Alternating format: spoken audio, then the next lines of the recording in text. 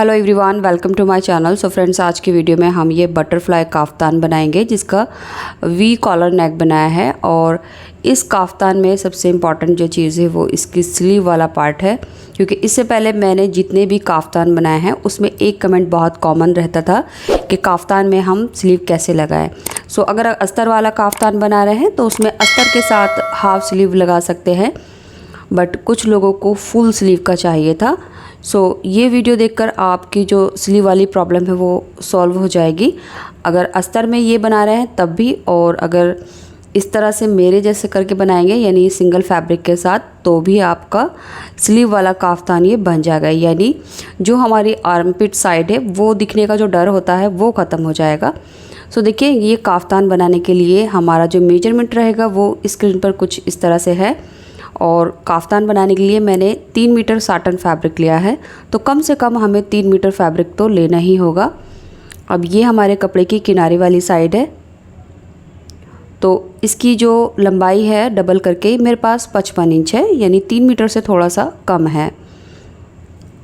इसके बाद इसकी चौड़ाई देखेंगे तो देखिए, काफ्तान की हमें जो लंबाई है वो इसके अरज़ में से ही निकालनी है।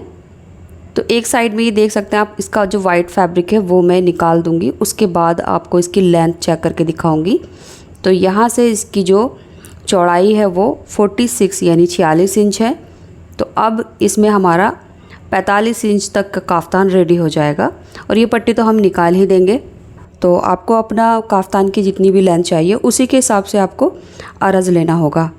अब देखिए, जो हमारे कपड़े की किनारी वाली साइड है ये वाली, इसको पहले हमने डबल कर लिया है।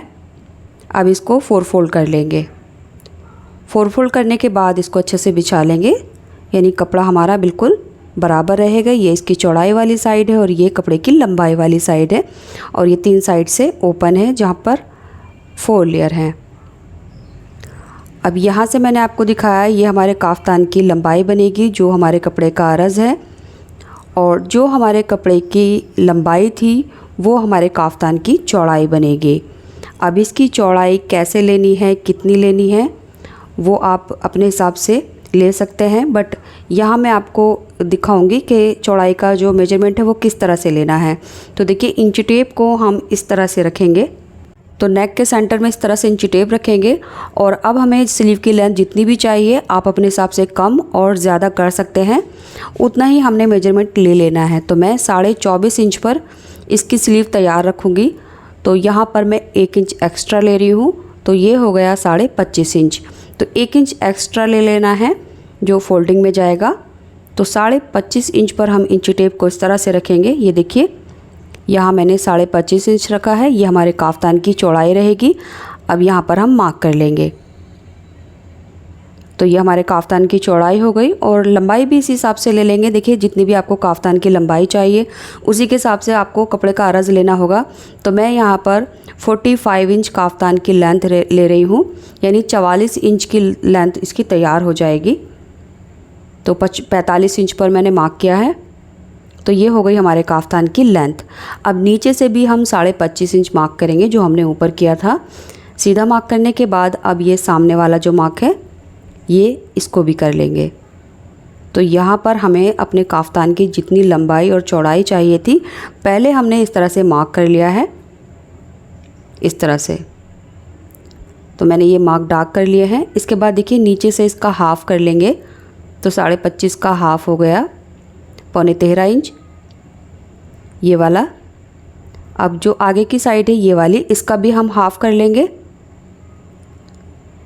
तो यहाँ हाफ में इस तरह से मार्क कर लेना है, तो ये सेंटर होगा। अब ये जो हमने नीचे और साइड में सेंटर मार्क किए हैं इन दोनों को कर्व शेप देते हुए इस तरह से मिला लेना है। सो गाइज़, ये साटन फैब्रिक है तो थोड़ा सा स्लिपरी फैब्रिक है, जो चौक की मार्किंग है वो इतनी ज़्यादा शो नहीं हो रही है, तो मैं फिर भी काफ़ी डार्क करके ये मार्किंग करके आपको दिखा रही हूँ। इसके बाद हमने इसकी कटिंग कर ली है। अब ये वाइट कलर का जो फैब्रिक बचा है इसमें से मैं अपनी कॉलर नेक बना लूँगी। सो काफ्तान की जो हमारी नीचे की कटिंग है वो हो चुकी है। अब हमने अपना शोल्डर का हाफ़ ले लेना है, तो मैं यहाँ पर 7 इंच ले रही हूँ। जितना भी आप लेते हैं उसका हाफ़ मार्क कर लीजिए। इसके बाद आर्म होल की लेंथ में आधा इंच एक्स्ट्रा लूँगी, तो 7.5 इंच पर मार्क करूँगी। आधा इंच हमारा ऊपर कंधी में सिल जाएगा तो ये 7 इंच बचेगा। इसके बाद हमने यहाँ से बस्ट का 4th पार्ट मार्क करना है, तो मैं 10 इंच मार्क कर रही हूँ। इसके बाद हमने यहाँ इंची टेप रखना है शोल्डर पर और अपनी कमर की लेंथ लेनी है, तो मैं 15.5 इंच पर मार्क कर रही हूँ। अब यहाँ से हम अपने कमर का 4th पार्ट मार्क करेंगे, सो यहाँ पर मैं 8.5 इंच मार्क करूँगी। अब इन दोनों फिटिंग वाले मार्क को हमने इंची टेप इस तरह से तिरछा रख के मिला देना है। इसके बाद हमने हिप लाइन पर मार्क करना है, तो कमर से नीचे इंची टेप आप तिरछा करके इस तरह से भी रख सकते हैं ए लाइन शेप में, या फिर इस तरह से कमर से नीचे जो हिप लाइन होती है नॉर्मली 6 इंच, तो मैं यहाँ पर 6 इंच मार्क कर रही हूँ। अब यहाँ पर हिप का 4th पार्ट मार्क करेंगे। इसके बाद इस मार्क को भी ऊपर कमर पर मिला देंगे। ये कमर से हिप का जो मार्क है वो आप इसको इस तरह से और भी बढ़ा सकते हैं, तो 12 से 13 इंच भी आप ले लेंगे तो कोई इशू नहीं है, और इस तरह से भी आप लगा सकते हैं जैसे मैंने आपको वीडियो में दिखाया है। तो देखिए, अगर आपको बढ़ाना होगा तो आप 2, 3, 4 इंच जितना भी आप अपनी हिप लाइन बढ़ाना चाहते हैं वो इस तरह से बढ़ा सकते हैं। ये हमारी मार्किंग कंप्लीट हो चुकी है। इसके बाद जो हमने इस साइड में मार्किंग करी है वो हम दूसरी साइड में कर लेंगे, तो डायरेक्ट आप कपड़े को टर्न करके भी वही मेजरमेंट जो हमने यहाँ लगाए हैं वो दूसरी साइड में लगा सकते हैं, या फिर इस तरह से इस वाली मार्किंग को नीचे की तरफ ले सकते हैं, तो ये मार्क भी बराबर आ जाएंगे। अब यहाँ जो कमर वाली साइड है इसके भी मार्क कर लूँगी, और ये हिप वाले साइड भी। तो इस तरह से भी आप ट्रेस कर सकते हैं, या फिर डायरेक्ट आप दोबारा से वही मार्किंग रिपीट कर सकते हैं जो इस साइड में की है वही बैक साइड में। और ये सेंटर का भी नॉच लगाना है नेक के लिए। अब दूसरी साइड में मार्किंग करने के लिए इसको हम इस साइड में फ्लिप कर लेंगे, और यहाँ पर जो हमने मार्क किया था उनको एक दूसरे से मिला लेंगे। सो ये वही मार्किंग है फिटिंग की जो हमारी दूसरी साइड में थी। इस तरह से ये देखिए, एक ही पार्ट में हमने ये मार्किंग करनी है। अब हमने देखिए इसका नेक बनाना है, तो नेक बनाने के लिए मैंने बैक वाला जो नेक है वो आधा इंच गोलाई में कट किया है, और इसकी जो चौड़ाई है वो 3 इंच ली है। सो बैक नेक कट करने के बाद इसका जो बैक वाला पार्ट है वो इसमें से हटा देंगे, और फ्रंट वाले पार्ट को दोबारा से फोल्ड करके रखेंगे। इसके बाद यहाँ पर एक क्रीज बना लेंगे आयरन से। तो नेक की जो चौड़ाई है वो हमारी 3 इंच रहेगी, बट नेक की जो लंबाई है वो 7 इंच लेंगे, तो कम से कम 7 इंच लेना है किसी भी साइज़ के लिए। इसके बाद इसको इस तरह से मिला देंगे। तो ये हो गया हमारा वी नेक। अब देखिए, कॉलर बनाने के लिए हमने वाइट फैब्रिक को पेस्टिंग पेपर पर आयरन से चिपका लिया है। तो जो हमारा फैब्रिक के साइड में साटन का वाइट फैब्रिक था उसको मैंने फ्यूजिंग पेपर पर आयरन करके पेस्ट कर लिया है, और इनकी जो चौड़ाई है वो 3.5 इंच ली है। दोनों साइड से 5 इंच मैंने अंदर की तरफ फोल्ड किया है, और इस पट्टी की जो चौड़ाई है वो मैंने 1 इंच रखी है इस तरह से। इसके बाद इस पूरी पट्टी की जो लंबाई है वो मैंने 38 इंच रखी है। अब इस 38 इंच लंबी पट्टी को हाफ़ कर लेंगे। इसके बाद यहाँ से 3 इंच इस तरह से फोल्ड करेंगे, और अब हमने यहाँ इस तरह से रखना है जहाँ हमारे नेक की लंबाई है 7 इंच, और यहाँ आकर हमारी जो पट्टी है उससे आधा से 1.25 इंच ऊपर की तरफ मार्क करना है यहाँ पर। इसके बाद देखिए, पट्टी की चौड़ाई हमारी 1 इंच थी, तो इसका हाफ़ ले लेंगे जो हो गया आधा इंच। अब यहीं पर हम आधा इंच मार्क करेंगे, और ऊपर भी जहाँ हमारे नेक की लंबाई है 7 इंच यहाँ पर, और एक बीच में भी कर लेंगे।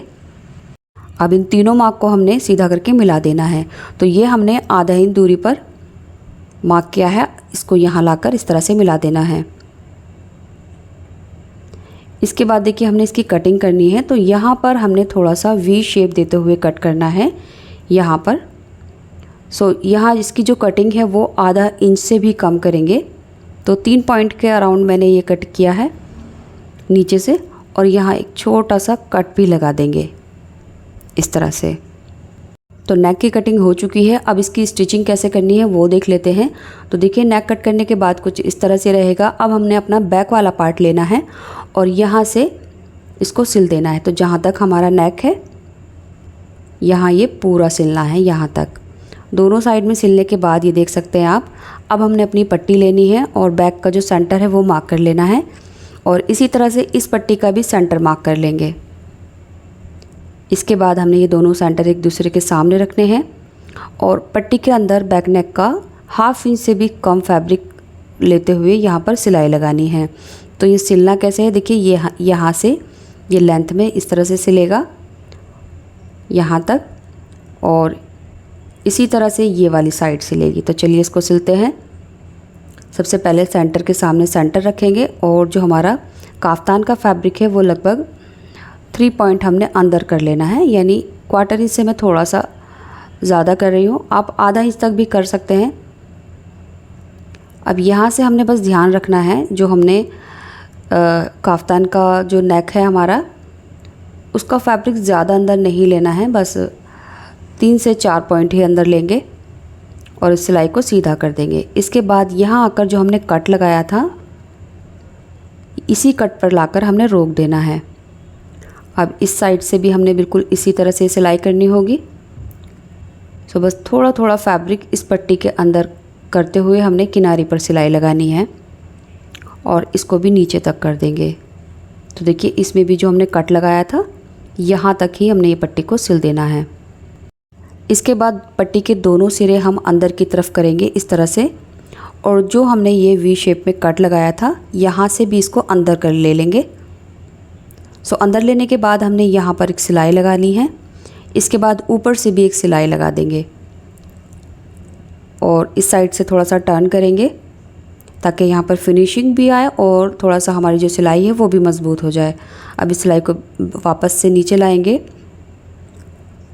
इस साइड में करने के बाद ऊपर की तरफ लेकर जाएंगे, जहाँ से हमारी दोनों पट्टियाँ एक दूसरे के ऊपर ओवरलैप हो रही हैं। अब ये वाली जो सिलाई है वो हम किनारे किनारे पर करेंगे। इसके बाद आप देख लीजिए आपको नेक कितना ओपन करना है, तो वहीं पर आपको सिलाई करनी है। तो देखिए मैं यहाँ तक कर रही हूँ, करने के बाद मैं आपको इसकी लंबाई दिखाऊंगी कि ये जो नेक है वो मैंने कितना ओपन रखा है। सो ये कुछ इस तरह से रहेगा।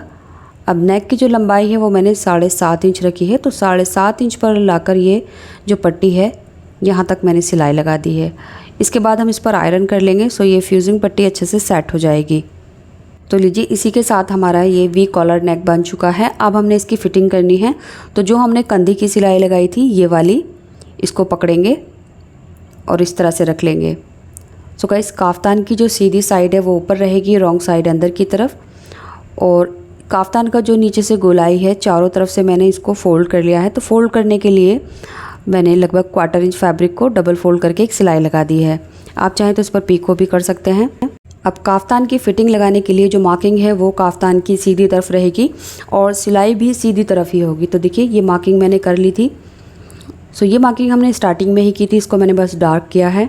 अगर आपको स्लीव का कोई इशू नहीं है तो बस आप यही सिलाई रखें, और जिन लोगों को स्लीव चाहिए तो उनके लिए मैं दिखा देती हूँ। देखिए यहाँ से हमारी स्लीव की ये वाली सिलाई लगेगी। अब स्लीव ओपनिंग यहाँ से जितना भी आपको रखना है वो रख सकते हैं। जैसे मैं 10 इंच रख रही हूँ, बट यहाँ पर आप अपनी फ़िटिंग के हिसाब से 4, 5, 6 इंच जितना भी आपको स्लीव ओपनिंग रखनी है वो चौड़ाई लेकर बस आर्म होल तक इस मार्क को मिला देना है। तो देखिए स्लीव ओपनिंग लेने के बाद हमने यहाँ आर्म होल तक इस तरह से मिला देना है। अब जो हम मार्क कर रहे हैं बस उसी पर हमने सिलाई करनी है। तो स्लीव ओपनिंग से स्टार्ट करेंगे लॉक करते हुए, यहाँ लाकर इस तरह से ख़त्म कर देंगे, और इसी तरह से ये दूसरी साइड की भी फिटिंग लगा लेंगे। तो बस इसी तरह से आपकी जो स्लीव की प्रॉब्लम है वो सॉल्व हो जाएगी। अब मैं आपको दिखा देती हूँ। तो देखिए यहाँ पर मैंने स्लीव की सिलाई की है, ये आर्म होल साइड है और ये कमर की साइड होते हुए ये हिप लाइन है। इसी सिलाई के साथ हमारा काफ्तान रेडी हो गया है। सो गाइज़ वीडियो में कोई ऐसी बात जो आपको अच्छे से समझ नहीं आई है या मैं आपको अच्छे से नहीं समझा पाई हूँ तो आप मुझे कमेंट में पूछ सकते हैं। अब देखिए नेक लाइन में आपको एक बार और दिखा देती हूँ। सो नेक की जो लंबाई है वो मैंने 7.5 इंच ली है। यहाँ लाकर मैंने सिलाई को लॉक कर दिया था और नीचे से जो घेरा है वो हमने इस तरह से फ़ोल्ड कर लिया है।